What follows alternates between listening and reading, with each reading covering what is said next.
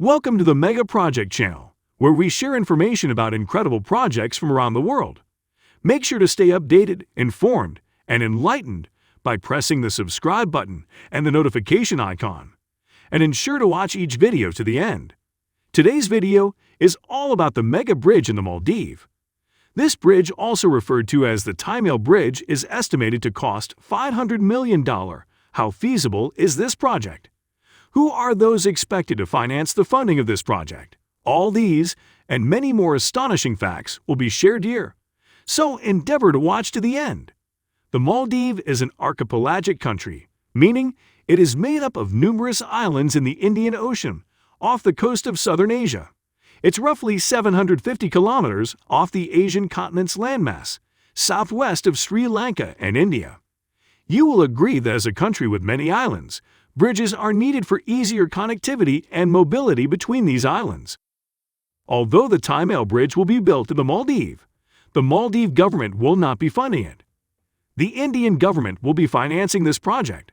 According to records, this is India's largest project in the Maldives. This implies that the Indian government has contributed to a few projects in the Maldives in the past. Some of these projects include the Thaimale Naval Base Harbor Project, in which India provided a $50 million credit facility to the Maldives to help with security projects and harbor maintenance. Another assistance provided by the Indian government to the Maldives that we can clearly recall is the $150 million currency swap support to help the Maldives mitigate the economic impact of the COVID-19 outbreak. Currently, India is providing $500 million to the Maldives for the construction of a 6.74-kilometer fork bridge and causeway link that would connect Male, the capital of the Maldives, with the three nearby islands of Vilingli, Gallipoli, and Thaimale.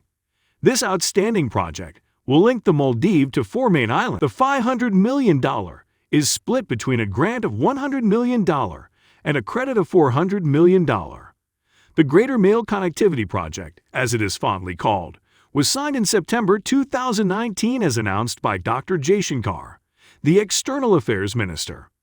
The government representative of the Maldives, including the President, has always hoped to improve bilateral relations between India and the Maldives, and this project will help them achieve that goal. Let me add a few words about bilateral ties for those unfamiliar with the term. The political, cultural, and economic interactions between two independent or sovereign states are known as bilateral relations. Take it as an opportunity to brush up on your political acumen.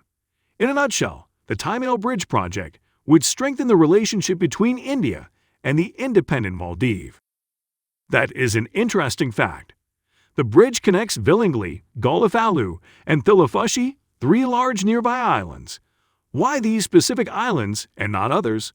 Let's have a look at some fascinating statistics. We'll start with Gallipoli. Gallipoli is a Maldives government-built port that is largely financed by an Indian loan. It is the closest island to the capital, being only 6 kilometers away. As a result, it's been designated as a strategic location for manufacturing, warehousing, and distribution operations. There are high infrastructures and roadways in Gallipoli that can withstand heavyweight trucks, and linking the highway to the bridge will facilitate the transit between Male and Gallipoli. On the other side, Thaimale is an artificial island. It was filled in around 1990. After that, industries can easily be constructed, which justifies why it must be linked to the bridge, as it is only 7 kilometers from the capital. It has been an industrial zone since its existence. Finally, Vilingli contains a massive resort with 2 presidential villas, as well as the Maldives' highest natural height, Mount Vilingli, which stands at 5.1 meters. As a result, it serves as a major tourist attraction. Tourists will have no difficulty accessing the settlement once it is connected to the bridge. Instead, it will increase the influx of tourists, indirectly boosting the economy of the nation. It's worth noting that India isn't the first country to attempt a bridge project in the Maldives. China has also undertaken a similar project. China erected a 1.39 kilometers long bridge that connected Male with the islands of Holgyul and Holpumale. However, this should not be compared to India's bridge project, which is estimated to cost $500 million. Why? Quite a lot differentiate the two projects. The features, objectives, impacts, and many more are different. The China Bridge connects only 2 islands, whereas the India-financed bridge will connect the remaining 3.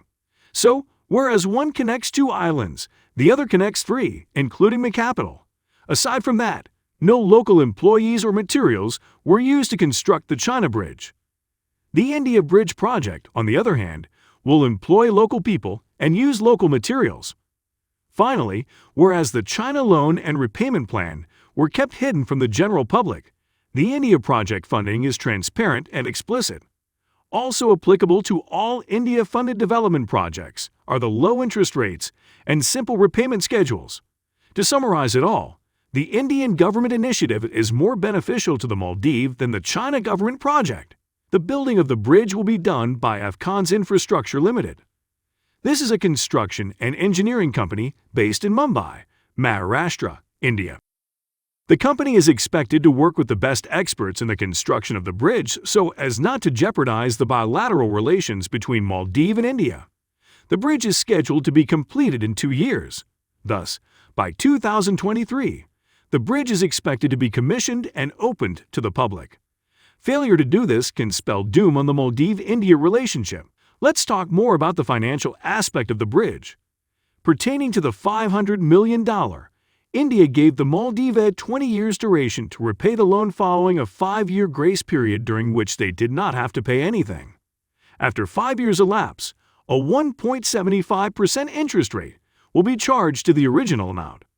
Remember that the $500 million is split into 2 parts, a $100 million gift and a $400 million loan.